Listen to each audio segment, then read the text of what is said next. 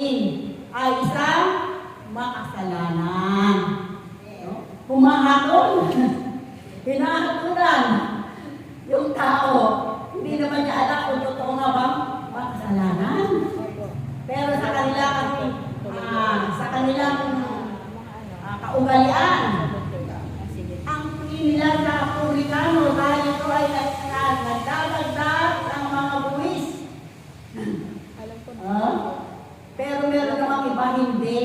Pero lahat ito ay makasalanan. Kaya ito ay kanilang maliit ang tingin nila. Hindi nila pinakinisamahan. No? At ito ay kanilang iniiwasan. Ang sabi nga ng Panginoon, ang nagpapakataas, ano gagawin? Ibababa. Ang nagpapakababa ay itataas ng Diyos. Amen? Purihin natin ang ating Panginoon. Purihin. Si Amang Yahweh. Purihin. Yan. Kanino ba sinabi, kanino ba ipinapatama ni Jesus ang talinghagang ito? Sa mga iskriba at pariseo. No? Sapagkat sila yung akala nila sa kanilang mga sarili, sila'y matutuwid. No? Dahil bakit nila inaakala sila'y matutuwid? Nag-aayuno, nagbibigay ng ikapu, lalo na sa simbahan, nagpapahayag ng mabuting balita. Kaya isip nila, sila ay matutuwid. Hindi na nila kailangan ang Diyos. Amen? Ganon ang mga eskriba at pariseo. Itinataas nila yung kanilang mga sarili.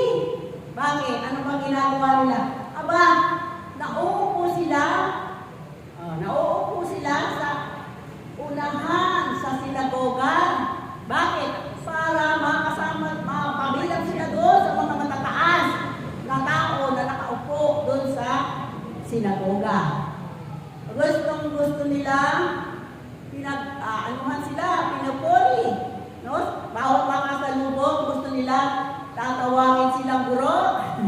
Sabi nga ng ating Panginoon, huwag kayong tumawag ng guro, kanino man, kapag isa lang ang inyong guro. Sino? Ang Panginoong Jesus. Amen? Tapos sinabi pa ng Panginoon, naupo sila sa mga pandangal na upuan, sa mga handaan. Doon sila naupo.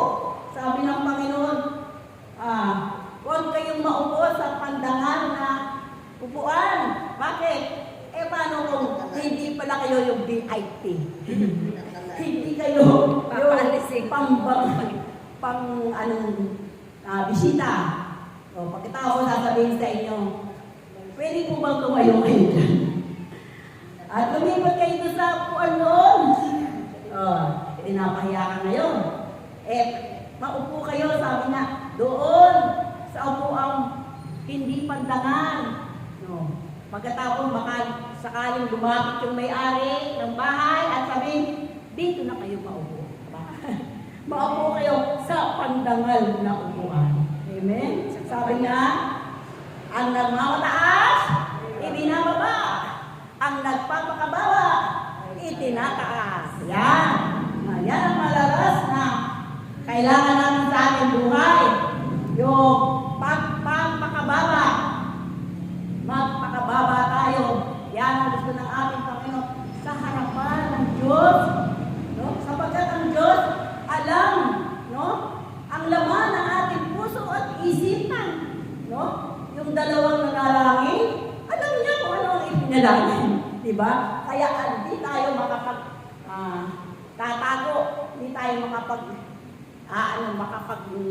sisinungaling sa Diyos sapagkat alam niya ang laman ng ating puso at isipan. Kaya tayo, no? Gawin natin malugod ang ating Panginoon sa atin. Paano ba siya malulugod sa atin? Ano ang dapat natin gawin para malugod ang ating Panginoon? gumawa ng mabuti. Ano ba? At marunong ka Magpababa sa harapan ng Diyos. Kasi minsan, merong mga nananalangin. No? Aba, parang inutusan ng Diyos. Di ba? Sinasabi mo, bigyan mo ako nito, bigyan mo ako noon. Di ba? Eh, pag hindi binigay, nagtatampo. Alam ng Diyos ang ating mga pangangailangan.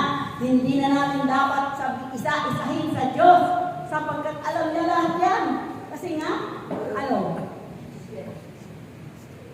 alam niya ang ating mga kalooban. Kita niya kung ano ba yung ginagawa natin sa ating buhay. Kaya hindi tayo makapagsisinungaling sa Diyos. Kaya nga dapat lagi tayo gawin